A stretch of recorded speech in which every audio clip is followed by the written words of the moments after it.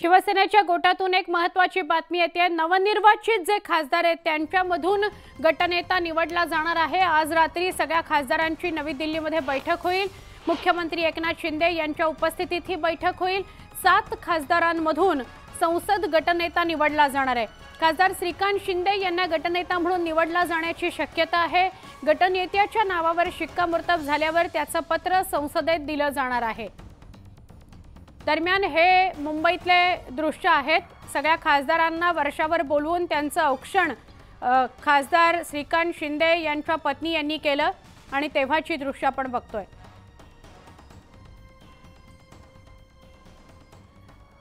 आमचे प्रतिनिधी अजित मांढरे यांच्याशी बोलूया। अजित, गटनेता आज निवडला जाईल आणि त्यासाठी नवी दिल्लीमध्ये शिवसेनेच्या खासदारांची बैठक होणार आहे, काय अपडेट? ही जी गटनेता पदाची निवड आहे ही पंतप्रधान जे पद निवडलं जाणार आहे, फ्लोरिंग टेस्ट होईल त्याच्याकरता महत्वाची मानली जाते। कारण का एक संसदीय ती प्रक्रिया आहे। जे खासदार निवडून आलेले आहेत त्यांचे पक्ष जे असतात त्या पक्षामार्फत गटनेता निवडला जातो आणि त्यांच्या मार्फत समर्थनाचं पत्र असेल किंवा फ्लोरिंग टेस्ट जे असेल त्यावेळी सर्वत्र त्या ठिकाणी प्रक्रिया पार पडली जाते।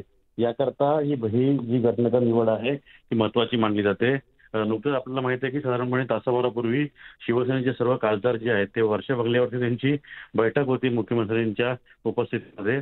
त्यानंतर त्यांना त्या ठिकाणी त्यांच्या पत्नी जे आहेत त्यांनी ओवाळलं होतं, त्यांचं औक्षण केलं होतं आणि त्यानंतर सगळे खासदार जे आहेत ते दिल्लीला रवाना झालेले आहेत आणि दिल्लीला पोहोचतात त्यांची त्या ठिकाणी मुख्यमंत्र्यांच्या उपस्थितीमध्ये बैठक आहे। या बैठकीमध्ये काही नावं चर्चेला येतील आणि त्या नावावरती मुख्यमंत्री जे आहेत ते शिक्कामोर्तब करतील। यामध्ये खासदार श्रीकांत शिंदे जे कल्याण लोकसभेचे खासदार आहेत हे जवळपास 2,96,000 मतांनी निवडून आलेले आहेत, त्यांच्या नावावर शिक्कामोर्तब होऊ शकतो। कारण का जेवढे खासदार निवडून आलेले त्यापैकी हॅट्रिक करणारे खासदारांनी एक एज्युकेटेड खासदार म्हणून त्यांच्याकडे पाहिलं जातं आणि त्यामुळेच त्यांच्या नावावरती शिक्कामोर्तब होईल अशी देखील शक्यता आहे। नक्की, धन्यवाद अजित, आपण सविस्तर माहिती दिली त्याबद्दल।